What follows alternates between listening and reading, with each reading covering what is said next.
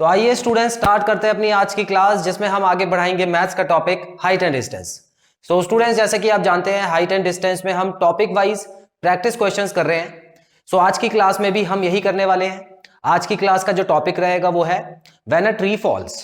सो students, tree के बारे में आज हम पढ़ने वाले हैं। ट्री जब गिरता है तो किस तरह का एंगल बनाता है और उसके क्वेश्चंस कैसे सॉल्व होते हैं। तो आइए स्टूडेंट्स, बहुत इंपॉर्टेंट टॉपिक रहेगा आज का।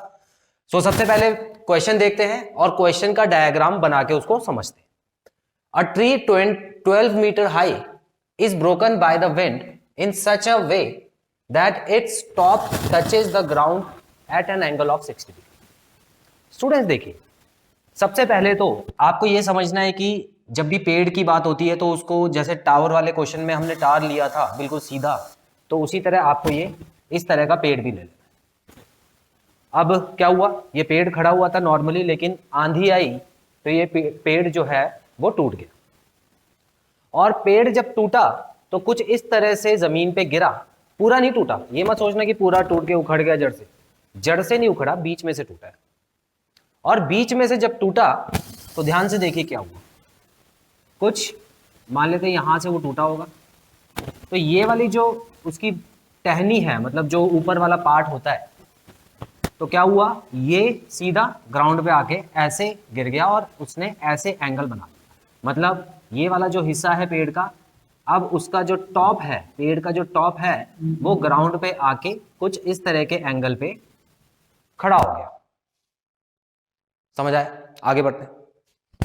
इसको थोड़ा और लंबा कर देते हैं ताकि देखने में थोड़ा सा ठीक लगे। चलिए, अब यहां पर जो है, यहां पर 60 डिग्री का एंगल बना रहा है, तो 60 डिग्री का एंगल बनाने के लिए मुझे इन दोनों लाइन को जोड़ना भी पड़ेगा। तो इस तरह से यहां पे 60 डिग्री का एंगल बन गया। क्लियर?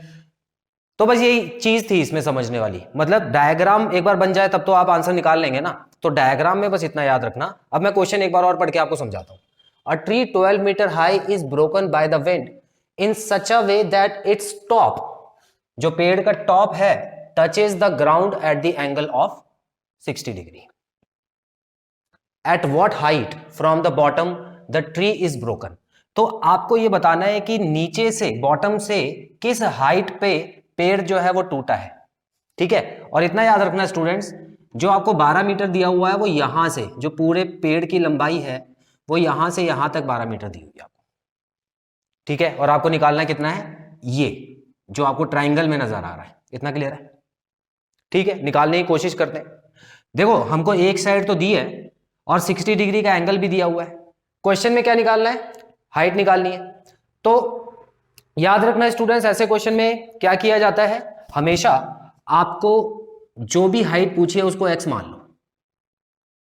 ठीक है, ये लो, मैंने एक्स मान लिया। इसको ध्यान से समझना, इसको एक्स मान लिया तो इसका मतलब ये वाली जो ऊपर वाली हाइट होगी वो क्या रही होगी स्टूडेंट्स, वो 12 माइनस एक्स नहीं हो जाएगी, 12 माइनस एक्स हो जाएगी। मतलब जो हिस्सा नीचे गिरा है जमीन की तरफ। तो अगर ये 12 माइनस एक्स है तो ये भी तो 12 माइनस एक्स हो गई। 12 माइनस एक्स मतलब एच की वैल्यू आपको ये दी हुई है और एक्स जो है वो पी की जगह आपको पुट करना है। मतलब इसमें एच और पी का किस्सा चलेगा। अब हम शुरू करते हैं करना। देखिए, पंडित बद्री प्रसाद को बुलाएंगे। पंडित बद्री प्रसाद हर हर बोले सोना चांदी तोले। तो यहां पर H और P के बारे में बात हो रही है, तो H और P में आता है साइन। तो मैं क्या कर दूंगा, यहां पे sine 60 degree is equal to P by H लिख दूंगा। अब उसके बाद मुझे पता है साइन 60 की वैल्यू क्या होती है, साइन 60 की वैल्यू होती है √3/2 इज इक्वल टू P, जो कि P की जगह मैं X लिख देता हूं क्योंकि X माना हुआ है मैंने, और H की जगह 12 माइनस एक्स आ जाएगा। ठीक है, ऑप्शंस देख लो ध्यान से। ऑप्शंस में रूट नहीं है तो इसका मतलब हमको रूट की वैल्यू पुट करनी पड़ सकती है, लेकिन वो बाद में देखेंगे हम। चलिए, अब इसको कैसे सॉल्व किया जाए। देखो, मुझे कुछ भी करके x को एक तरफ रखना है और बाकी सब नंबर को एक तरफ रखना है। तो पहले सॉल्व करते हैं। तो मान लेते हैं इसको मैंने यहां पे भेज दिया मल्टीप्लाई में और √3 को यहां भेज देता हूं डिवाइड में। क्लियर? तो ये हो गया 12 माइनस एक्स यहां पे आ गया और इज इक्वल टू, चलिए √3 को डिवाइड में ना भेज के मैं क्या करता हूं, यहीं पे रख देता हूं, इज इक्वल टू 2x। यहां पे 2 को भेज दिया। इतना क्लियर है? चलो, अब मैं क्या कर सकता हूं स्टूडेंट्स, देखिए यहां पर √3 से इन दोनों को मल्टीप्लाई कर देता हूं, ठीक है। कैसे करूंगा, ये हो गया 12√3 माइनस √3x। असल में ये जो x होता है ये हमेशा पीछे लगता है, इसीलिए पीछे लगा है, ठीक है। तो इज इक्वल टू 2x हो गया यहाँ पे। अब देखिए ध्यान से, अब x वाले नंबर को एक तरफ भेज देता हूं। 12√3 is equal to 2x plus √3x, इसमें से x कॉमन ले लो। 12√3 is equal to x, common जब आ गया तो इसके पास 2 बचा और इसके पास √3 बचा।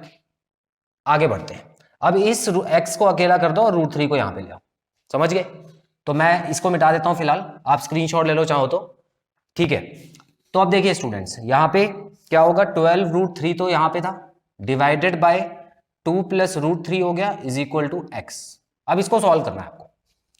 क्या तरीका था सॉल्व करने का, मैंने आपको बताया था रैशनलाइज करना पड़ेगा। तो रैशनलाइज करने का क्या तरीका होता है स्टूडेंट्स, जो भी साइन आपको दिया हुआ है उसको चेंज कर दो और मल्टीप्लाई कर दो।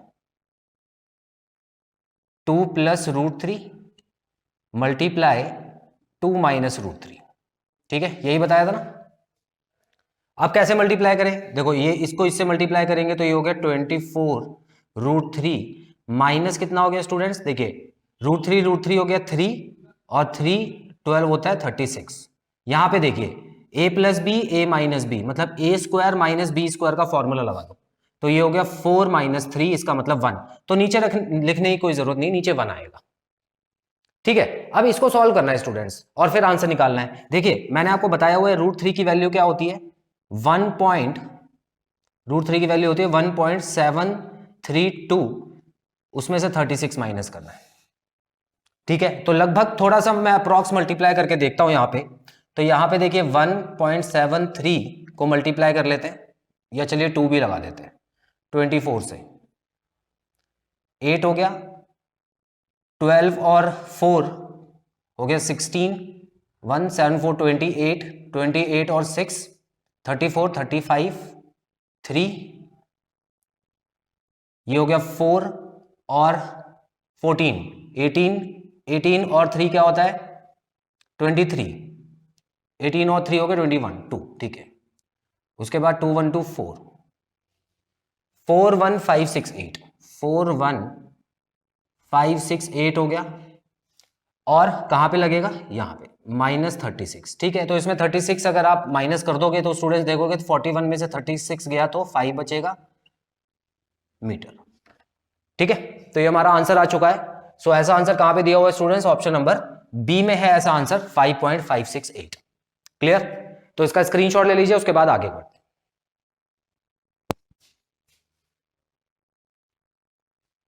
सो स्टूडेंट्स आइए बढ़ते हैं क्वेश्चन 2 की तरफ। A tree of certain height is broken by the wind in such a way that its top touches the ground at an angle of 30 degree. बिल्कुल सेम चीज दी हुई है, लेकिन इस बार एंगल जो है वो 30 डिग्री रहेगा। The distance of the top and the base of the tree is 30 metres. इस बार कुछ नया दे दिया आपको स्टूडेंट्स, इस बार पेड़ की आपको हाइट ना देके उन्होंने, जब पेड़ नीचे गिरा, पेड़ का टॉप जब बॉटम को टच हुआ 30 डिग्री पे, तो पेड़ से उसके टॉप तक के बीच का जो डिस्टेंस है वो दिया हुआ है ना। तो यहां पे क्या है, एक बार और लाइन पढ़ेंगे इसको। The distance of the top, मतलब अब जो है टॉप यहां पे आ गया है, and base of the tree is 30 metres, ठीक है। तो इसका मतलब ये आपको 30 मीटर्स दिया हुआ है और ये क्या होता है, बेस होता है, क्लियर। तो बेस दे दिया 30 मीटर्स, एंगल क्या है 30 डिग्री है। क्वेश्चन में क्या पूछा है, find the height of the tree before falling. तो इसका मतलब स्टूडेंट्स आपको पूरी की पूरी हाइट निकाल के बतानी है जो पेड़ की रही होगी, ठीक है। चलिए इसको मैं मान लेता हूं x मीटर, क्लियर। इसको मैंने पूरे को x मान लिया है, या चलिए एक काम करते हैं, पूरे को x क्यों मान रहे हैं हम, उसकी भी जरूरत नहीं पड़ेगी हमको, और आसान तरीके से हो जाएगा। इसको फिलहाल मैं मान लेता हूं p ही मान लेता हूं, ठीक है ना, p मान लो इसको, और ये h मान लो। एक चीज बताओ, ध्यान से समझ के बताना कि ये जो हिस्सा है वो यही तो है। तो अगर p की वैल्यू और h की वैल्यू को जोड़ दूं तो क्या वो पेड़ की हाइट नहीं हो जाएगी, बिल्कुल हो जाएगी। तो स्टूडेंट्स मैं यही करने वाला हूं, मैं बेस से पहले p निकाल लेता हूं और फिर बेस से h निकाल लूंगा, और ट्राइंगल की तीनों साइड आ जाएंगी। तो मुझे क्या करना है, p और h को जोड़ के ट्री की हाइट निकाल लेनी है। सो स्टूडेंट्स यहां पर दोबारा से किसको बुलाया जाएगा, पंडित जी को बुलाते हैं। पंडित बद्री प्रसाद हर हर बोले और सोना चांदी तोले। ठीक है, तो सबसे पहले मुझे क्या लेना है, बी और पी कौन सा लग रहा है आपको, देखिए 10 है यहाँ पे, तो यहां पर मैं लिखूंगा 1030 is equal to P upon B. 1030 की वैल्यू होती है 1/√3। ठीक है, इस बार ऑप्शंस भी रूट में है तो रूट को सॉल्व मत करना, हालांकि मैंने आपको पिछले क्वेश्चन में बता दिया है, तो आपको अगर आ जाता है क्वेश्चन में तो वैसे ही करना है। ठीक है, तो 1/√3 हो गई 1030 की वैल्यू। पी मुझे निकालना है, बी है 30, चलिए इसको यहां पे भेजते हैं, ये हो गया 30/√3। अब आपको पता है कि √3 को नीचे रख नहीं सकते, तो मुझे इसको रैशनलाइज करना होगा। अच्छा ठीक है, एक चीज समझिए, रैशनलाइज करने के बाद यहाँ पे √3 आएगा और यहाँ पे √3 आएगा, तो ये क्या हो जाएगा 30√3 और ये नीचे 3 हो जाएगा। 30 को 3 से काट दूंगा तो 10√3 आ जाएगा। ठीक है, आप चाहे तो करके देख लेना। तो P तो मुझे मिल गया कि ये हो गया 10√3। चलिए अब बारी है, देखो एक चीज बताता हूं आपको, H आप किसी की भी मदद से निकाल सकते हो, चाहो तो P की मदद से भी निकाल सकते हो, पीएच मतलब साइन को यूज करके भी निकाल सकते हो, या BH करके भी निकाल सकते हो, आंसर सेम आएगा हमेशा, याद रखना। ठीक है, तो मैं फिलहाल BH यूज कर लेता हूं, चलिए इससे कॉस भी हो जाएगा, है ना, तो cos 30 is equal to B/H। cos 30 की वैल्यू क्या होती है स्टूडेंट्स, जो sin 60 की वैल्यू होती है, तो √3/2 लिखेंगे। B की वैल्यू है 30, H मुझे निकालना है, तो अब मैं क्या कर देता हूं, इसको यहां पे भेज के इन दोनों नंबर को वहां भेज देता हूं, तो देखो ये 60 हो गया, 60/√3 हो जाएगा, 60/√3। ठीक है, चलो इसको भी कर लेते हैं, देखो 30/√3, ध्यान से सुनना, 30/√3 अगर 10√3 है तो 60/√3 क्या होगा, इसका डबल होगा, 20√3 कर दूं, ये लो 20√3 हो गया। अब एक बात बताओ, P और H को प्लस करके मुझे हाइट निकालनी थी ना, तो 10√3 प्लस 20√3 क्या हो गया, 30√3 मीटर्स, जो कि मेरा आंसर आ गया है option number A. Clear students, तो इस तरह से आपको पेड़ से रिलेटेड क्वेश्चन करने हैं, अगर पेड़ गिरने वाले क्वेश्चन आते हैं या फॉलिंग ऑफ द ट्री वाले क्वेश्चंस आते हैं।